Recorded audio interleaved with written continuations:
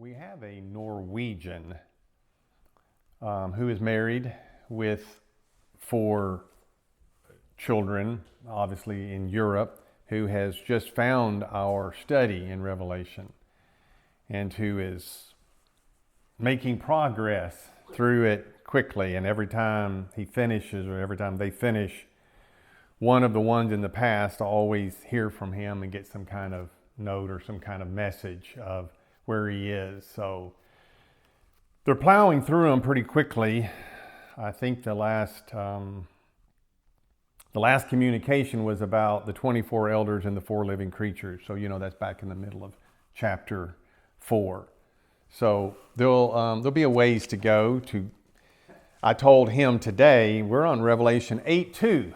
So he said, well, I'm going to hurry up. So I thought I'll say this, and weeks from now, when he hears this one, then it'll just give him and them a little jolt of energy. But they're plowing through them pretty quickly. I think he said his job allows him to hear like 3 of them a day. So however many, I don't know how many I've taught since chapter 4, but it's been a few. So it'll be a few weeks before he turns a page to Revelation 8 and gets into verse 2, and then he'll hear what I've just said. So we finished verse 1 last time, Revelation chapter 8. And when he had opened the 7th seal, there was silence. And I think we were a little surprised in our Bible study last week to stumble upon this mysterious 30 minutes of silence. And John said it was about a half an hour. So I don't know that it was 1,800 seconds exactly. And that's probably why John, in reflecting after he had gone through this period of silence, and as later when he wrote this and he reflected on it, he said, it seems to me that was about a half of an hour, about 30 minutes of silence. And we last week did about a minute and a half of silence. And you said afterwards, it felt a lot longer than that. So it'd be really difficult when you don't know how long the silence is going to last, when you don't even know that the silence is getting ready to ensue. It'd be really difficult to know. So the word about is in the Greek, so it's probably with good cause. There are other times mentioned in the book of Revelation where it doesn't say about, because it's probably more exact. But here it probably could have been 28 minutes, it could have been 32. He said it just felt to me like it was somewhere around 30 minutes. And it's not surprising to me that we were surprised last week when we stumbled upon this second half of this verse and this 30 minutes of silence. Why? Because we've grown accustomed in our studies of Revelation so far in chapter 4, in chapter 5, in chapter 6, in chapter 7. We've grown accustomed to the fact that heaven is anything but quiet. It is not silent at all. It is a very noisy place. According to what Paul says over in 1 Corinthians 13:1, it's probably full of the tongues of men and of angels.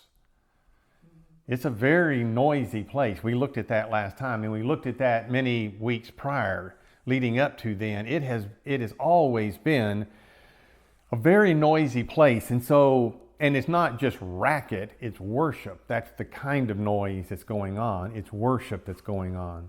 Worship from all different people or beings that are in heaven. So I would then think immediately in my mind as I'm reading this narrative of the book of Revelation, when I stumble upon a half an hour of silence, then I would immediately pump the brakes and say, there's got to be some huge significance in this. And we tried to look at some points of the significance last time. It has to do with the fearfulness of God. It has to do with something's getting ready to go down. Something's ready to go down, and it's not going to be good. And there was one verse that I thought of later but I didn't give you last time. If you want to jump back to the book of Psalms, right in the middle of Psalms in Psalm 46, it's a very, very well-known verse. And I didn't even think of it last time. I thought of it in conversation afterwards. But in Psalm 46, verses 6 through 11, to the end of the chapter, if you remember, we did look at some verses like in Zephaniah and Habakkuk that talked about being quiet because God has gotten up off his throne or because God is in his holy habitation. And I really think that is what's going on in Revelation 8. Everything in heaven knows something is about to go down that is going to be dreadful and catastrophic. And so it just brings this all. And here's another comparable passage. Psalm 46 in verse 6. See if this doesn't sound like things that we have read already in Revelation. It's something to do with the end of time. Something to do with God's revolt, or the man's revolt against God and God's reaction to that. The heathen raged. The kingdoms were moved. You know, when we read poetic literature like this in the book of Psalms or in, some other poetic part of the Old Testament like Job, it's easy just to think of it as poetry, and sometimes it is, and not realize there may be some real historical fulfillment of this. Whether it was in the mind of the psalmist is beside the point, but there could be some very real historical fulfillment. And I think there is and will be for Psalm 46. The heathen raged, the kingdoms were moved, he uttered his voice, the earth melted. Now, some of that could have seen some partial fulfillment, maybe back with the conquest of Canaan under Joshua and the fall of the walls of Jericho and, different things that happened. The sun being stopped and the moon being halted. The Lord of hosts is with us. The God of Jacob is our refuge. Come behold the works of the Lord. What desolations he hath made in the earth. It's getting closer to sounding like this could have eschatological overtones here. And then look at this next verse. He maketh wars to cease unto the end of the earth. Well, he hadn't made wars to cease yet. That's what Revelation is about, is a whole lot of wars. What were the first 4 seals? But I call them war and its attendant evils. Whenever wars happen, then you have famine, then you have disease, then you have wild animals. He breaketh the bow and cutteth the spear in sunder. He burneth the chariot in the fire. And now we come to a very famous verse that everybody knows, even if they don't know where it is in the Bible. They might guess it's in Psalms. Even if they don't know that, they just know that there's this verse that they use for their quiet period of meditation. And that is not the context of the verse at all. I've heard this verse preached before, and it's always in the context of personal meditation and prayer, and, what evangelical Christians call your quiet time, your quiet time before you go to work in the morning, your quiet time when you come home from work in the afternoon. Be still and know that I'm the Lord. Just be still and be quiet. But that's not the context. The context is Revelation 8. Be still, be quiet, just like this 30 minutes of silence. I will be exalted among the heathen. I will be exalted in the earth. The Lord of hosts is with us. The God of Jacob is our refuge. So that is really the context. So that's another verse you could just, throw into the mix of where we were last time. So, if John had expected to hear something, and I would assume that he probably did expect to hear something. He had heard it with the other seals being broken. When the first seal was broken, he said he heard a noise like thunder, and all it was the voice of one of the 4 living creatures yelling, C-O-M-E, come. He said it sounded like thunder when he heard that. And the next one, and the third, and the fourth, and the 6th was an earthquake. So I would assume, I'm trying to put myself in John's shoes, if I had witnessed those 6 previous seals being broken and there's all this noise, Seventh seal would be broken. I wonder what I'm going to hear now. And what did he hear? He heard nothing, if that's even something that we can say that he heard. He heard nothing. So I don't know if he was disappointed, but I'm sure he was surprised. And, he doesn't have a stopwatch with him. He doesn't have a clock with him. So he's just sitting there waiting for this period of silence to get over. And it'll get over later in this chapter, but he's just waiting. And so I think when he looks back on it later, he says, that was about a half an hour where I didn't hear anything. It was about a half an hour of silence. And I think that would have been remarkable to John because of chapters 4, 5, 6, and 7. Because of those chapters. Everything he has seen about heaven was noisy. And I don't know that there's ever been a time where heaven was quiet, let alone silent. The only time I could even surmise would be at the crucifixion, where heaven might possibly have been silent. We're not told that it was, but the three synoptic gospel writers do tell us that there was a period of darkness across the face of the land from noon till 3 o'clock. From the 6th hour to the 9th hour, that there was a period of darkness. And I don't know that that was universal. It doesn't say. It didn't need to be. It could have only been in Israel, or it could have been maybe only in southern Judea, maybe only around Jerusalem where the crucifixion was happening. I don't know. It could have been worldwide. I don't know. It just said there was a period of darkness. So it was very unusual. And the angels were in heaven. The same angels, they've never been born or died or aged. The same ones we're reading about in Revelation were in heaven witnessing the crucifixion. And so they're in heaven, a created being, looking down on the earth, on the second person of the Trinity, someone who had created them, and someone with whom they had hundreds of years of close communion and fellowship, and to whom they had offered up their worship for hundreds of years. And they're looking down and they're seeing him, the second person of the Trinity, stripped, naked, bleeding, spat upon, insulted, hanging on a cross, dying. They knew they could help him. They had heard him say in the garden, all I have to do, Jesus said to his disciples, is pray to my Father, and he will send me 12 legions of those angels up there. They had heard all of that, but they weren't sent. So it had to have been a terrible time in history.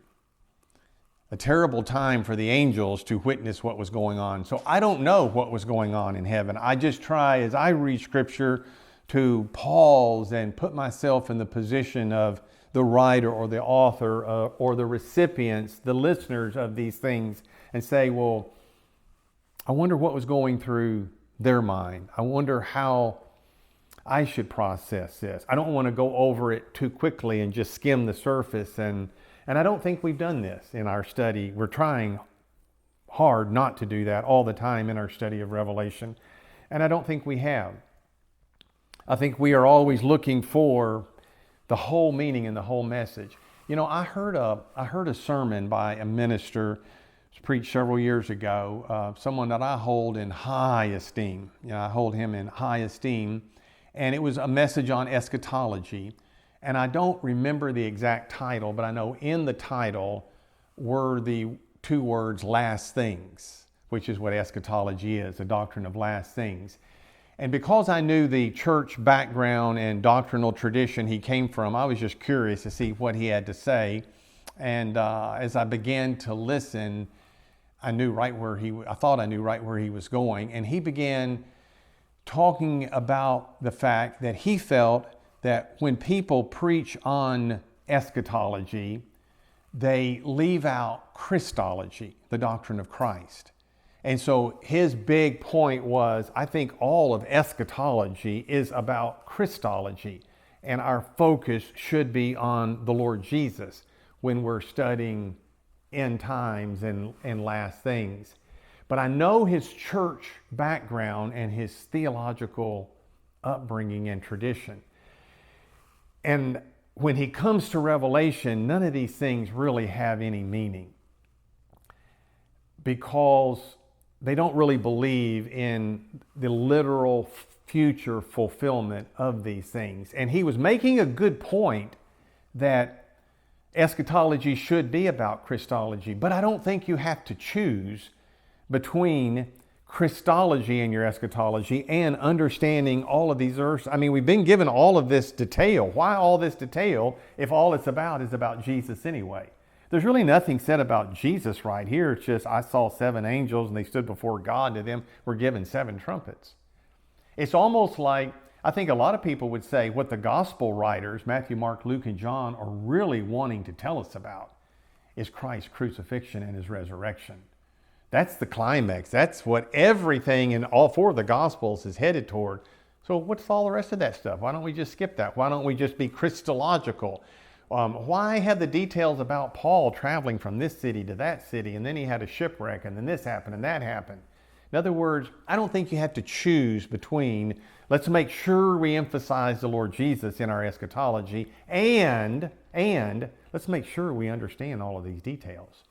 And I think we have done, in my opinion, my humble opinion, I'm the teacher, but I still believe this is true. I think we really have looked at this from a Christological aspect. And that's why I thought of this when I thought back of having heard that sermon. I know I told you in chapter 5, I said I think the most important verse in the whole book of Revelation is not the Antichrist, it's not this, it's not that. It stood a lamb having been slain. That's what the whole book, that's what everything is about. The lamb that has been slain. So I would tell that brother, I think you can do both. I think you can exalt the Lord Jesus and do that while you are studying the details. So look what we were just able to do. We're looking at the details of silence, and it, in my mind, took me back to what? The crucifixion. And I just wondered, was that the only other time that heaven was silent or quiet? I don't know. But if John was disappointed that he didn't hear anything, I think he was only partially disappointed. Why? Because remember, what he was told by the Lord Jesus in chapter 1 was to write down everything you heard and everything that you saw. What you hear and what you see, write it down. What did he see? That's another matter. That's where we are tonight. So I have another point to make as we begin to understand chapter 8. As you can tell, I have my own way, and it's just my own way. It's just my own way. It's not better than someone's or worse than someone's. It's my own way. But I want to understand what the actual words and verbs and nouns and articles and prepositions, I want to understand what those say and what those mean. But I also want to understand what's going on. You can always get lost in argument over this, that, and the other and miss what the bigger picture is. And you can also kind of get the bigger picture and then miss all the details. And it's important to me to try to find both of these. So I have another point that I would like to make tonight as we begin to work our way through this chapter. And this chapter is not going to take me long to teach. It's going to go pretty quickly once we get through these first few verses. And that is this. Do you know what would make that about a half an hour of silence even more unbearable and intolerable? The presence of activity with no commentary. So what I mean by that is I think verses 2 through 6 are happening during this 30 minutes of silence. And that's important. I think what John saw while he could not hear anything was constant movement. Preparations were being made with no explanation of what it was all about. So picture yourself with a soundproof but see-through wall between you and what's on the other side, and you see these things happening, but you can't hear anything. That to me would make the 30 minutes of silence even more unbearable. Something is about to go down, but it's like watching a silent movie from the 1920s. So I understand while we are sitting in this period of silence and we can't hear anything, we can see something. And what we can see are verses 2 through 6. So let's just read this section from verses 1 through 6 so we have this in our mind. Chapter 8, book of Revelation, verse 1.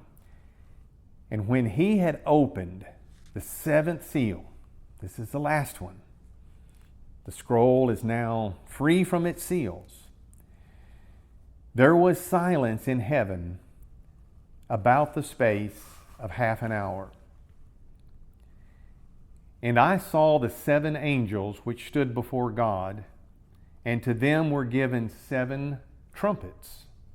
And another angel came and stood at the altar, having a golden censer, and there was given unto him much incense, that he should offer it with the prayers of all saints upon the golden altar which was before the throne. And the smoke of the incense, which came with the prayers of the saints, ascended up before God out of the angel's hand. And the angel took the censer and filled it with fire of the altar, and cast it into the earth. And there were voices and thunderings and lightnings and an earthquake. And the 7 angels, which had the 7 trumpets, prepared themselves to sound. So I think it's more frightening when there is no explanation, just a silent recitation of what is taking place. No commentary, no description, no explanation. Like I said, just put a piece of soundproof glass between you and what you're witnessing, and he sees all this stuff, but it's silent. And so you are itching to know more. Tell me more. Tell me more. So let's begin to do that. Let's start back in verse 2. How do you in verse 5 simply see a voice and see thunder and see an earthquake without hearing anything? Well, wait till we get there, and we won't get that far tonight. Okay. But we're still... How do you see prayers of saints if you don't hear them? Yeah. So, because you're saying he's seeing these things, but that's happening during this period of time which it says that it was silent, which means he didn't hear anything. So how can he see a noise? Well, wait till we get there. Okay. But the things, just for instance, in the end of verse 5, that's all happening not in heaven. That part anyway is all happening down on earth. Yeah. Those things are all happening on earth. Yeah. So he can be aware in a vision that these things are happening down there without himself being able to hear it. He could. And never lose sight of the fact that this is a visionary experience. It is not, doesn't mean it's not real, but it is a visionary experience. It means it's different than me standing up here and you guys sitting out there. There's more mystery to it than what we are experiencing in our natural body. Do you think that just the transition from 1 to 2, where there's silence, and I saw the 7 angels, that transition, he didn't say, and then I saw. He just says, and I saw. If he said, and then you would know that the space happened first, and then after that. But the way the verse starts off, that transition kind of implies that he was actually seeing that it's things. Still during that 30 minutes. That it's still during that 30 minutes. And there's just, to begin with anyway, a big emphasis on what he saw. And that's what I'm coming to here in verse 2. So in the very beginning of verse 2, we read, and I saw. How many times have we seen that phrase, and I saw? A lot. We've seen it over and over. One thing I am thankful for with the Apostle John is he was a faithful witness. Just like his Lord had been, he is a faithful witness. of everything he heard, and here he heard nothing, and everything he saw, and here he saw something, he was a faithful witness. In chapter 1 in verse 5, after he gives this blessing, grace, and peace to the 7 churches, from God the Father, the one who was, who is to come, from the 7 spirits before his throne, and then in verse 5, he gives a threefold description of Jesus, and he said, from Jesus Christ, who is the faithful witness, first begotten of the dead, and the prince of the kings of the earth, to him that loved us and loosed us from our sins by his own blood. But he calls Jesus, first of all, the faithful witness. And that's what John has definitely been in this book. He is a faithful witness. So we have seen many times where he said, and I saw. And then the next word that we come to is this word. Do you remember in chapter 7 and verse 14, this same word, the definite article, the, was missing in the King James translation on 2 occasions that are very important. And I don't know about your other translations. Probably at least one of these, the second of the 2, may be missing in other translations as well. In Revelation 7:14, I said unto him, Sir, thou knowest. He said unto me, These are they which came out of the great, the tribulation. And what I told you back then is that the King James translators, the men of the Hampton Court, were definitely skilled linguists. There were expert Hebrew and Greek scholars, but these were not men who had spent very much time studying eschatology. They didn't really have much of an eschatology. So the great tribulation, a tribulation, you can take it or leave it, doesn't make a lot of difference. Sometimes it doesn't make a whole lot of difference, but sometimes it does. And here's one of those times. Back in chapter 2, John also talks about great tribulation, but the definite article is not there. He said he'll throw Jezebel, God said, I'll throw Jezebel and her children into great tribulation. Not anything that's specific, but just into a time of difficulty. But here the definite articles are definitely here in the Greek, in Revelation 7:14, the great, the tribulation. And guess what? Here in Revelation 8:2, they correctly translate it by putting the definite article in there. And I saw not an angel, not some angels, not any angels, not run-of-the-mill angels. I saw the. The definite article is present and prominent there in your Greek New Testament. So this is a particular group, specific angels, not random ones pulled out of the 100 million that are up there. These are the, and then the next phrase, 7 angels. It's our first introduction to this group of angels in the book. So you just want to take note of that because we are going to see them on many occasions. So it's transliterated, it's tous hepta angelus. Tous hepta angelus. The hepta 7 angelus, the 7 angels.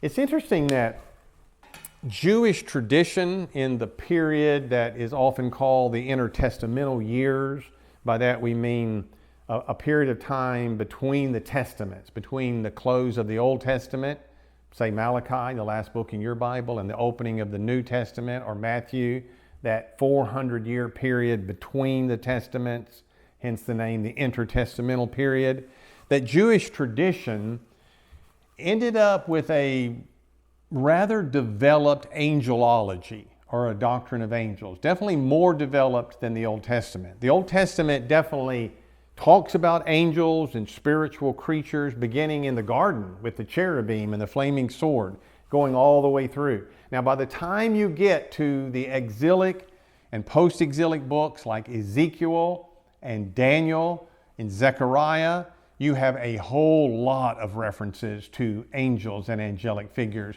way more than you have in the earlier periods of Israel's history.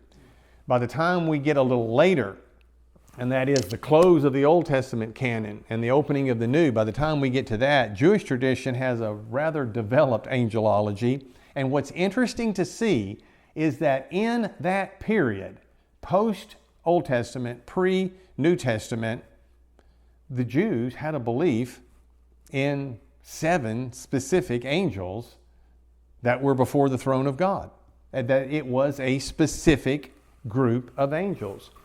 And you see this in several different places. We don't see this in the Old Testament.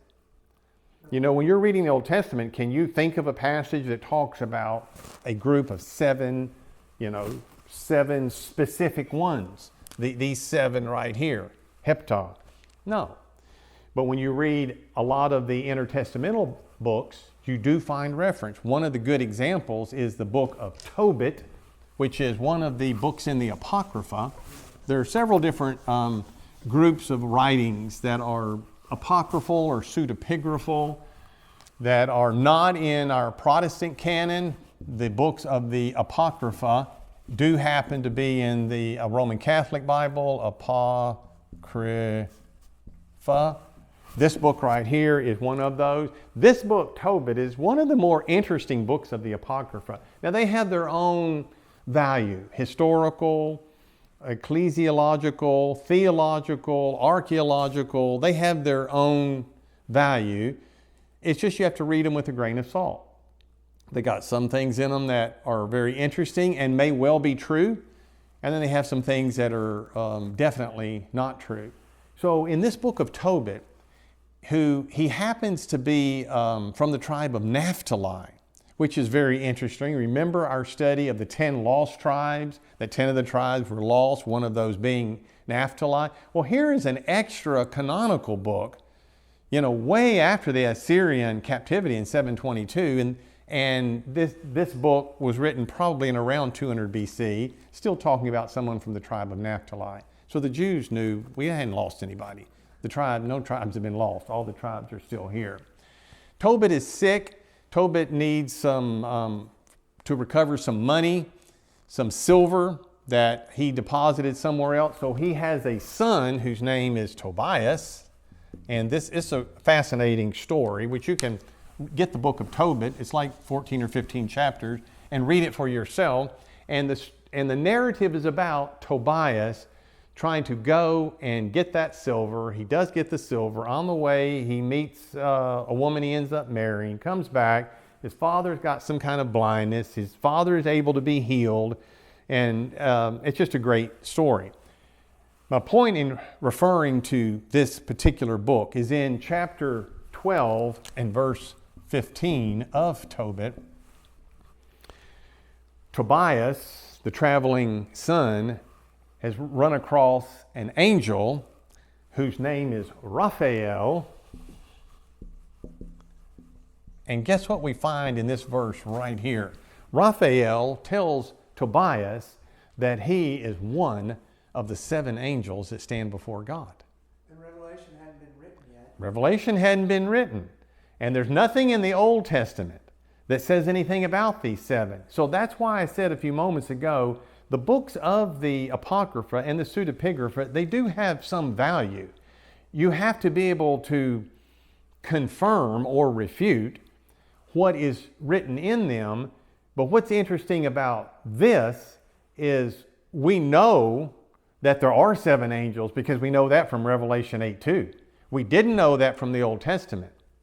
But somewhere in the period between the Testaments, the Jewish people knew about it. So keep in mind the fact that everything that God has spoken or revealed to Moses or David or Isaiah, it's not necessarily written down. I mean, what's written down is written down. But God has revealed all kinds of things. Paul wrote other epistles that we no longer have, but they had information in them that it's not in our New Testament as far as we know. So I just find this very interesting to ponder. Where might Jewish tradition have gotten this? Wherever they got it from, it's accurate.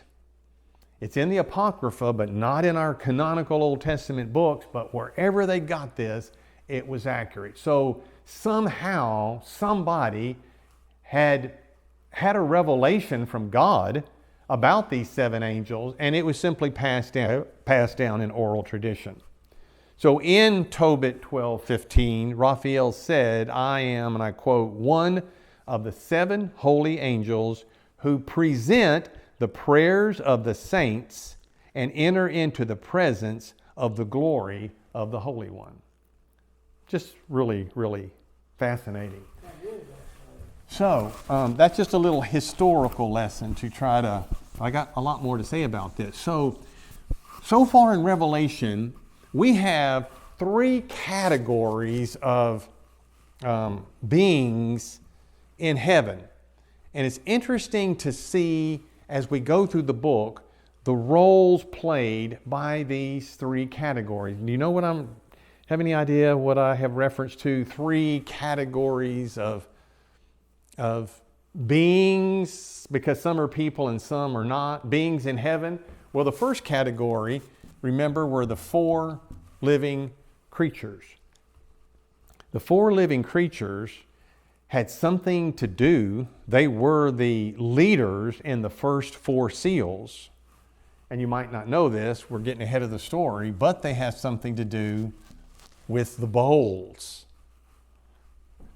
You know, there are a lot of 3s and there are a lot of 7s in this book. A whole lot of 3s and a whole lot of 7s. There are 3 groups of beings in heaven, and you know, there are 3 different types of judgment: seals, trumpets, and bowls. So the living creatures, we already know, they are the ones who brought on to the world scene the first 4 seals by saying, come, come, come, come.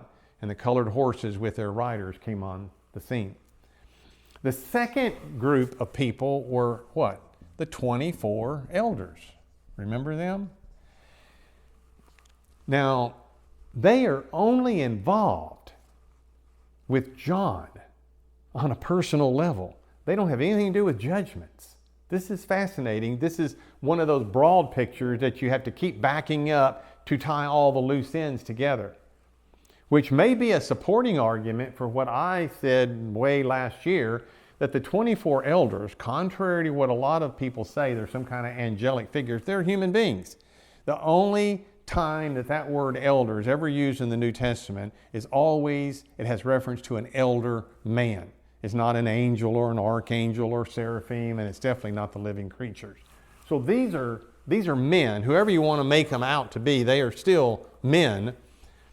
And on 2 occasions, they're involved with John on a personal level. They don't have anything to do. You don't see the elders calling the horses to come on the scene, or you don't see the elders blowing trumpets or pouring out bowls. The elders are humans, and they have a human interaction with John. One occasion was in chapter 5 and verse 5, where they were consoling him. Yeah. You know, he was all upset when the angel had said, we can't find anyone to open the scroll. And he said, you don't have to weep. That's one man consoling another. It's interesting that they are only involved with the Apostle John himself, but it's on a personal, helpful level to, you know, either bring him out of the despair of crying, or in the second case, in chapter 7 and verse 13, it's an elder who said, who are these people and where did they come from?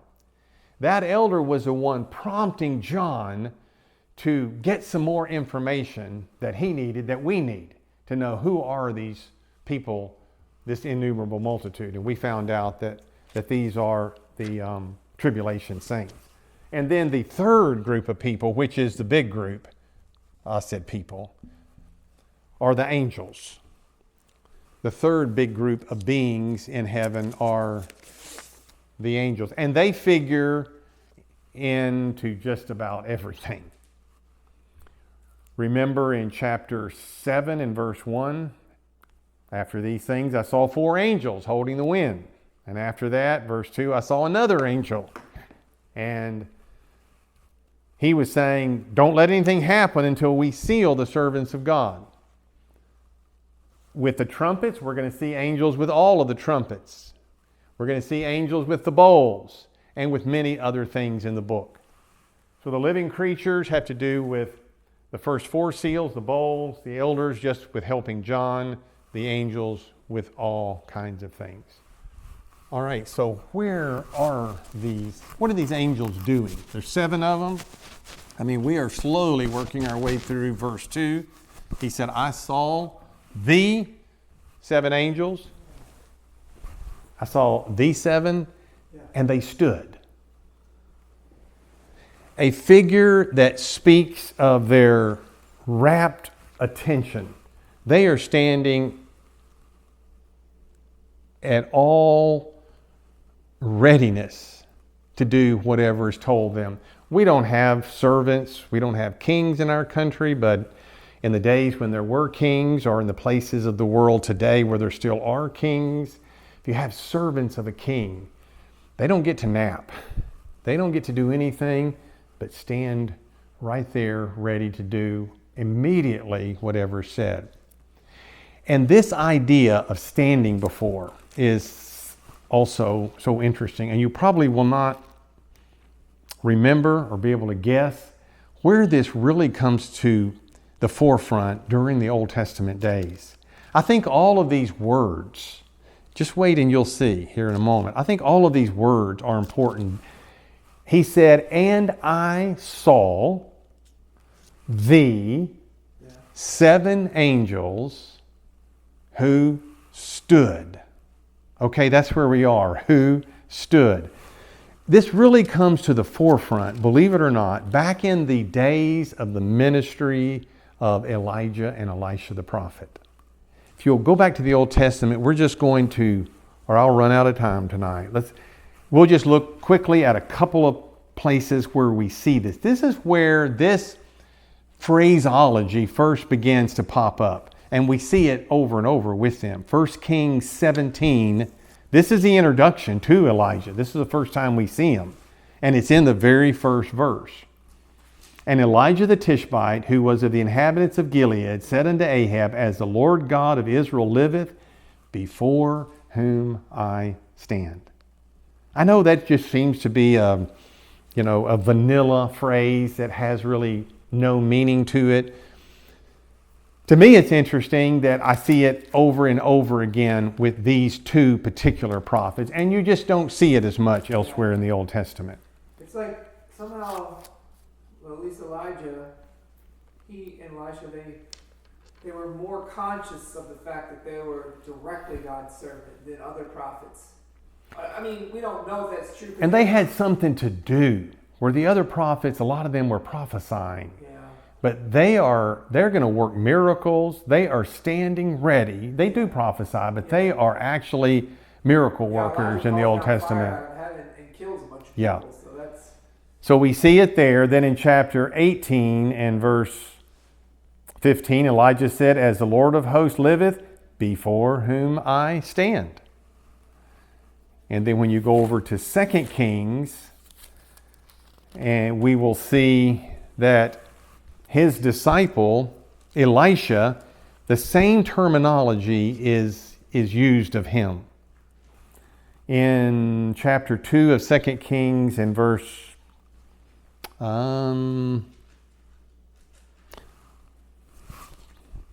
chapter 3 and verse 14. Elisha said, as the Lord, Elisha, this is not the mentor, this is the disciple. Elisha said, as the Lord of hosts liveth, before whom I stand. And then in chapter 5 and verse 16, and there may be some other places, but that's enough. So these angels in Revelation, they're elect, they're holy, they're powerful, they are superior, and they serve God. And they stand ready to do exactly what they're told. Do you remember the concentric circle diagram that I've given you several times before, where we had the throne of God, and then in the closest proximity, what were the 4? The living creatures. The living creature 1, 2, 3, 4. And then what was the next one? 24 thrones. And then what was the next thing we saw after that? 100 million angels. Now we have to change our diagram, and we have to make room in our concentric circles. We have to make room, move over and make room for these 7 angels. See, John is only telling us what he sees when he sees it. And then we have to go back and say, oh, I didn't realize. I knew there were 100 million angels, but we weren't told prior to this that there are 7 superior angels who stand right here at the very throne of God. And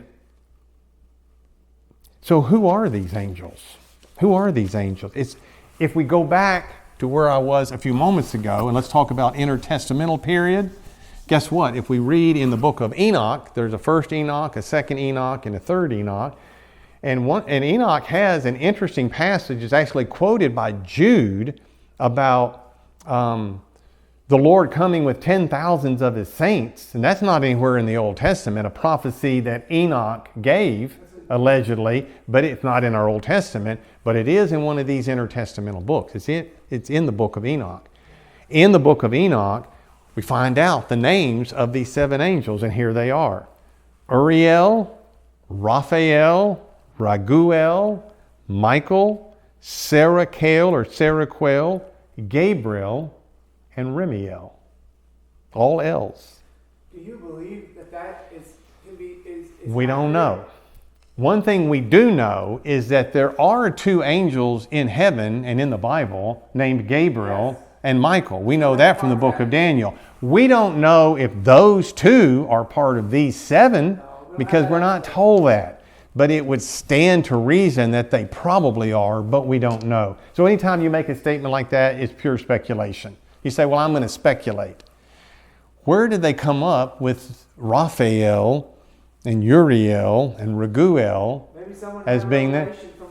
Maybe somebody did. I just throw that out there because it's interesting that the Jewish people between the Testaments knew there were 7 specific, and they actually knew their names as well.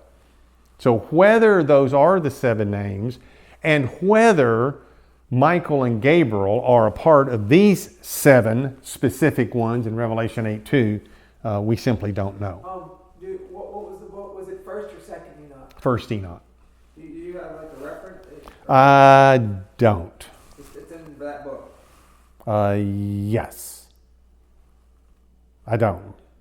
But you could easily look it up. Yeah. So what's our next phrase here? I saw the 7 angels which stood before God. Here we go again. Jewish tradition. I told you they had a rather developed angelology between the Testaments. Jewish tradition called these 7 angels the 7 angels of the presence. The 7 angels of the presence. And you find that in the book of Jubilees. There is a book of Jubilees also. But where they based it was really back on a passage in Isaiah chapter 63.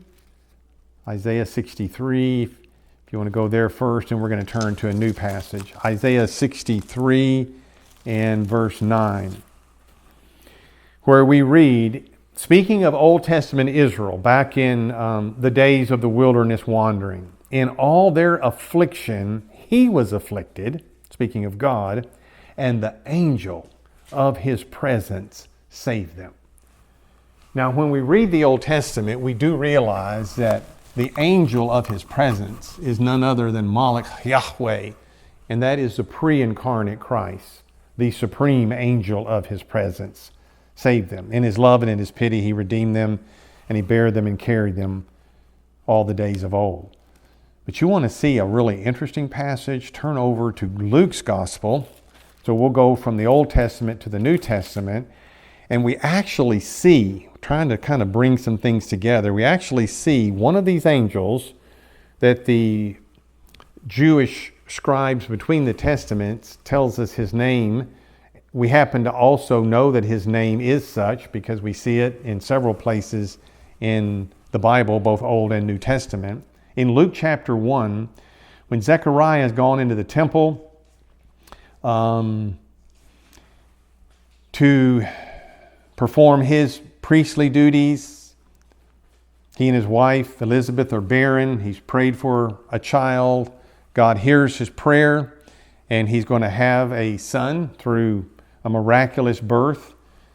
Not virgin, but a miraculous birth with Elizabeth. And this will, of course, be John the Baptist. And so in verse 18, Zechariah said to this angel,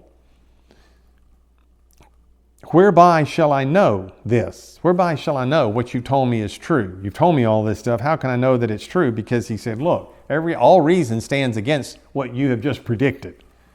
I'm an old man and my wife is equally old. So everything you've told me doesn't make any sense. It can't happen unless God is somehow involved. And the angel answering him said, I am Gabriel that stands in the presence of God.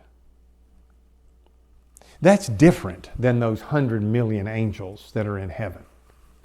The Bible has an advanced angelology. It just doesn't give us all the nuts and bolts that the Jewish scribes came up with, however they did, that they wanted to know, and that we probably would like to know ourselves.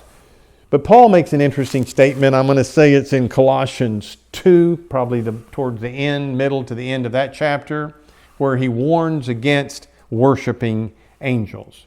And I've often thought that's one of the very reasons why God doesn't give us all the details, like, well, there's 1,400 in this category and 7,000 in that category, and the boss's name is this, and the first lieutenant name is this.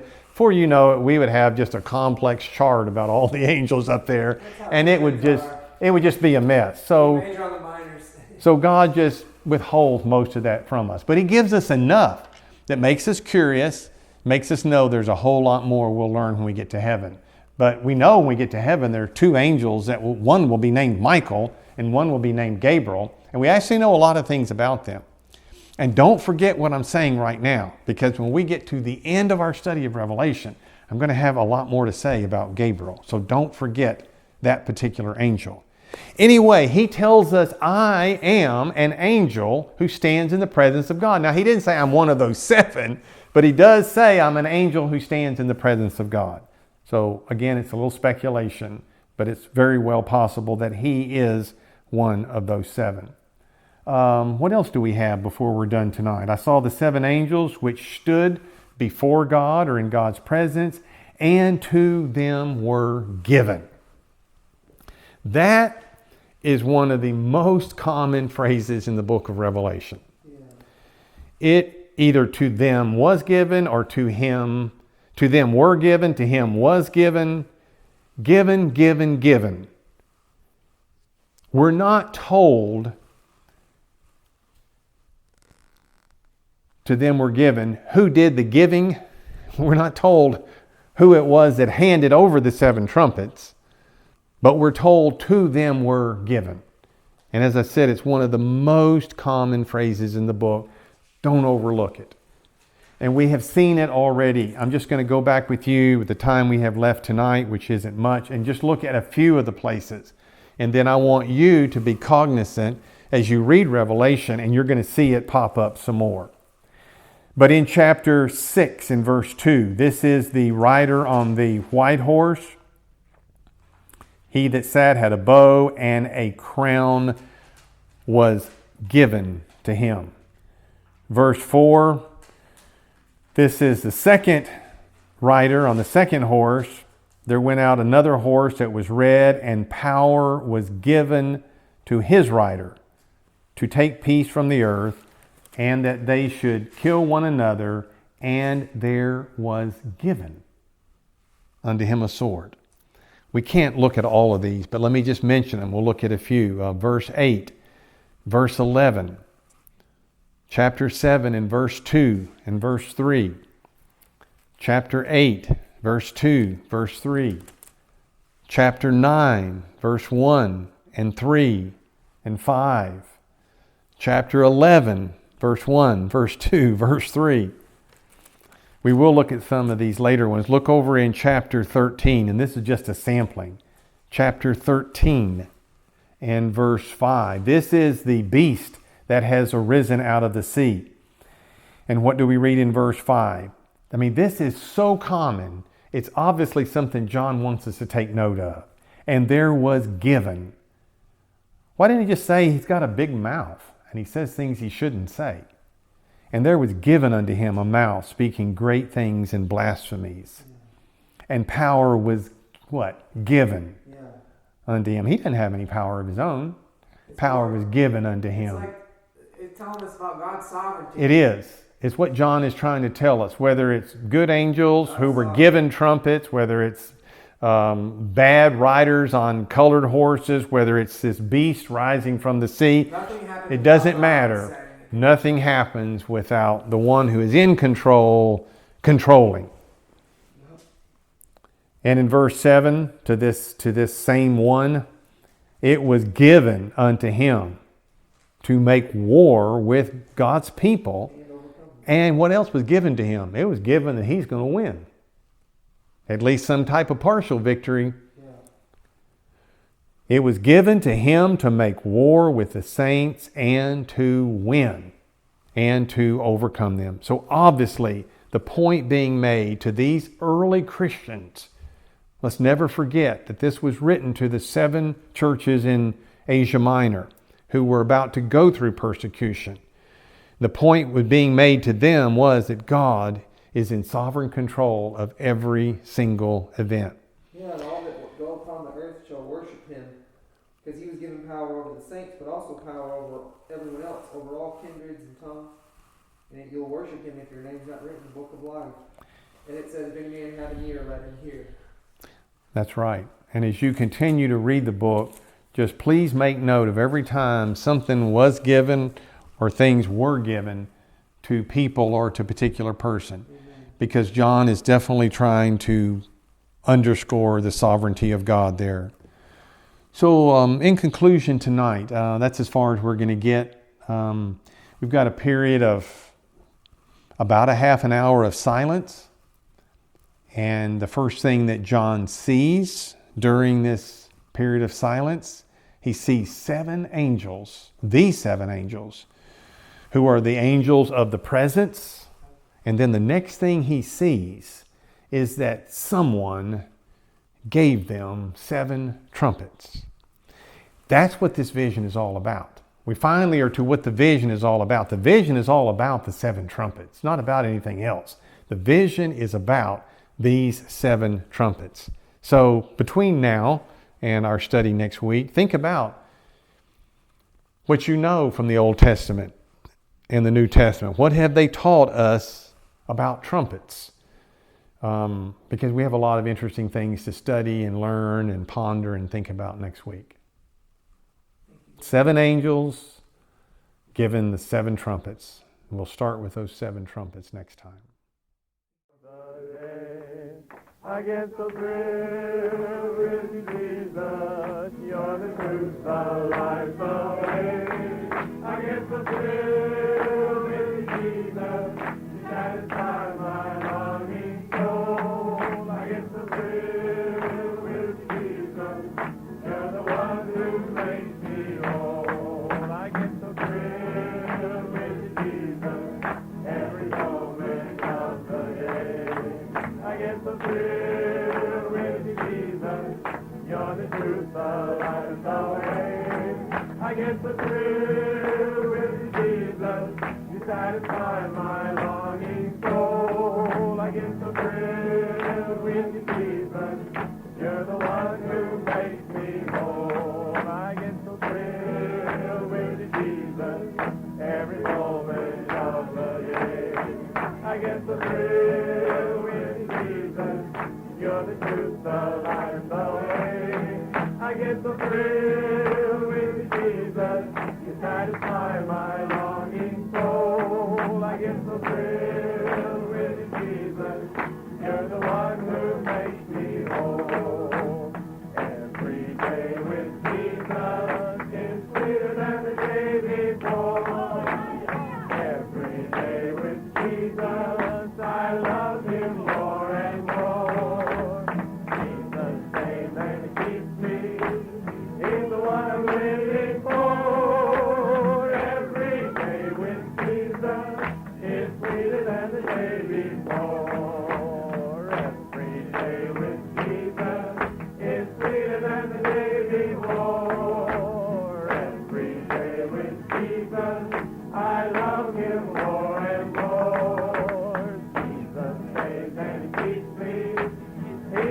I'm living for. Every day with Jesus is sweeter than the day before. I keep falling in love with him over and over and over and over again. I keep falling in love with him over and over and over and over again. He gets sweeter and sweeter as the days go by. Oh, what a love between my Lord and I keep falling in love with him over and over and over and over again.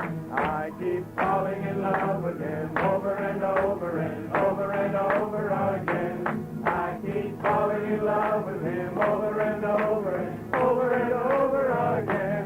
He gets sweeter and sweeter as the days go by. Oh, what a love between my Lord and I keep falling in love with him over and over and over and over again. And I keep falling in love with him over and over and over and over again. I keep falling in love with him over and over and over and over again.